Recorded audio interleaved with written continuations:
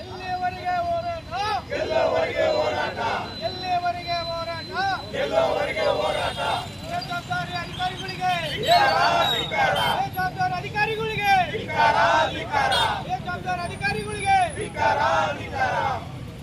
ಕೂಡಲೇ ದುರಸ್ತಿ ಆಗಲೇಬೇಕು ಕಾಮಗಾರಿ ಕೂಡಲೇ ದುರಸ್ತಿ ಆಗಲೇಬೇಕು ಸೇತುವೆ ಕುಸಿದಿದ್ದರೂ ಕಣ್ಣು ಕಾಣದಂತೆ ಕೂಡ ಕಾಣತರ ಮೇಲ್ಪಟ್ಟ ಅಧಿಕಾರಿಗಳಿಗೆ ಬಿಡಿ ಅಧಿಕಾರಿಗಳಿಗೆ ಹೇಳಿದ್ದಾರೆ ಸರ್ಕಾರಕ್ಕೆ ಸರ್ಕಾರ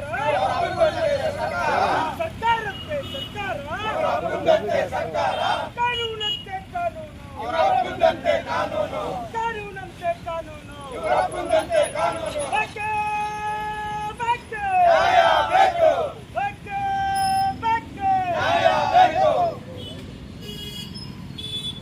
ಸೋಮಾರಿ ಅಧಿಕಾರಿಗಳಿಗೆ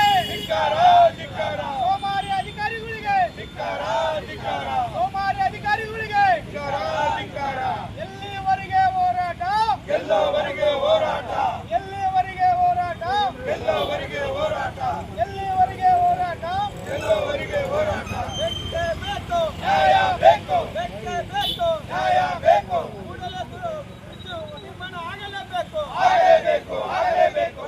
ನಿರ್ಮಾಣ ಆಗಲೇಬೇಕು ಏನೇ ಬರಲಿ ಅಂಬೇಡ್ಕರ್ ಸೇನೆಗೆ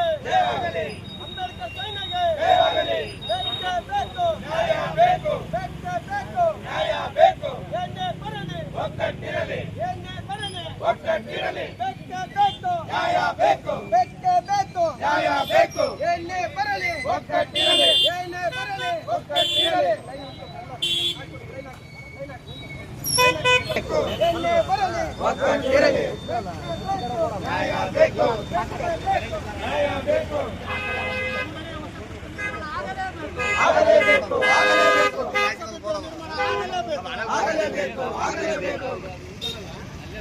ಹೊಸ ಬ್ರಿಡ್ಜ್ ನಿರ್ಮಾಣ ಆಗಲೇಬೇಕು ಅಪಾಯಕ್ಕೆ ಆಹ್ವಾನ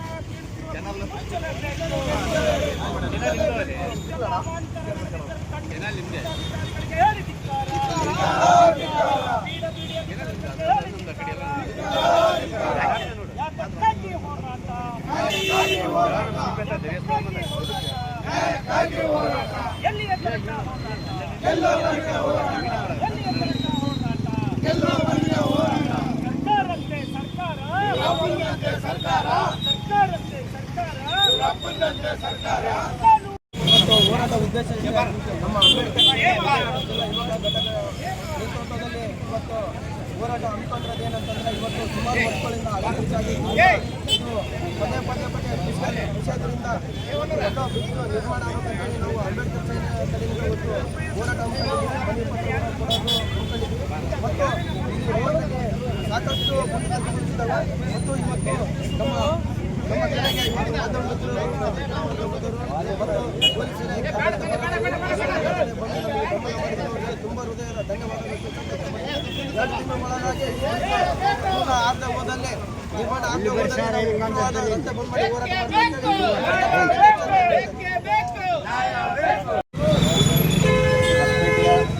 ಪ್ರತಿಷ್ಠಿತ ನಗರದಲ್ಲಿ ಒಂದಾಗಿರುವಂಥ ಗೋಬಿಘಾಟ್ ಹತ್ರ ಇವತ್ತೇನು ಇದು ಒಂದು ರೀತಿಯಿಂದ ಹೊಸದಾಗಿ ಸಂಪರ್ಕ ಕಲ್ಪಿಸುವ ರಸ್ತೆ ಅಂದರೆ ತಪ್ಪಾಗಿರಲಿಲ್ಲ. ಇಲ್ಲಿ ಪುರಾತನ ಪ್ರಸಿದ್ಧವಾದಂಥ ಬಸವಣ್ಣ ಕಾಲುವೆ ಹರಿತಾ ಇದೆ. ಒಂದು ಅಡ್ಡಲಾಗಿ ಕಟ್ಟಿರುವಂಥ ಸೇತುವೆ ಶಿಥಿಲಗೊಂಡು ಇಲ್ಲಿರ್ತಕ್ಕಂಥ ನಮ್ಮ ಜನಪ್ರತಿನಿಧಿಗಳು ತಾತ್ಕಾಲಿಕವಾದಂಥ ಪರಿಹಾರವನ್ನು ಮಾಡ್ತಿದ್ದಾರೆ. ಇದು ಕೇವಲ ಇದೇನು ಮೂಗಿಗೆ ತುಪ್ಪ ಸುರಿಸುವಂಥ ಒಂದು ಕೆಲಸ ಮಾಡ್ತಾ ಇದ್ದಾರೆ. ಇದು ತಪ್ಪಬೇಕು. ಈ ಮೂಲಕ ಸನ್ಮಾನ್ಯ ಅಭಿವೃದ್ಧಿ ಅಧಿಕಾರರಾಗಿರುವಂಥ ಗವ್ಯಪ್ಪರಿಗೆ ನಾವು ಕೈ ಮುಗಿದು ಕೇಳ್ತೀವಿ.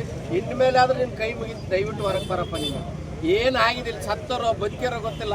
ಯಾವುದಾದ್ರೂ ಇಲಾಖೆಗೆ ನಾನು ಅವ್ರ ಜನಪ್ರತಿನಿಧಿಗಳಾದ್ರೆ ನಾನು ಅವ್ರ ಕಂಟೆಗೆ ಹೋಗೋದಿಲ್ಲ ಅಂದ್ರೆ ನಿಮ್ಮ ಮನೆ ಮುಂದೆ ಹಿಂಗೆ ಗುಂಡಿ ಬೀಳಿಸಿ ಅಥವಾ ನಿಮ್ಮ ಮನೆ ಮುಂದೆ ಬಂದು ಗುಂಡಿ ಹಾಕ್ತೀವಿ. ನೀವು ಅವಾಗಾದ್ರೂ ನಟ್ಟಿಗೆ ಓಡಾಡ್ರಿ. ನೀವು ಅದಿರೋ ಸತ್ತಿರೋ ಒಂದು ಅರ್ಥ ಆಗ್ತಾಯಿಲ್ಲ. ದಯವಿಟ್ಟು ಗವ್ಯಪ್ಪನವ್ರು ನಾನು ಈ ಮೂಲಕ ಕೇಳ್ಕೊಳ್ತಾ ಇದ್ದೀನಿ, ಮಾಡುವಂಥ ಅಧಿಕಾರಿಗಳು ಚೆನ್ನಾಗಿದ್ದಾರೆ, ಬಟ್ ನಿಮ್ಮ ಬೇಜವಾಬ್ದಾರಿತನ ಭಾಳ ಎದ್ದು ಕಾಣ್ತಾ ಇದೆ. ನೀವು ಹಿಂಗೆ ಮಾಡಿದಪ್ಪ ಅಂದರೆ ನಿಮ್ಮ ಮನೆಗೆ ಗೆರಾವ್ ಹಾಕೋದ್ರ ಮುಖಾಂತರ ನಾವು ಹೋರಾಟ ಮಾಡ್ತೀವಿ.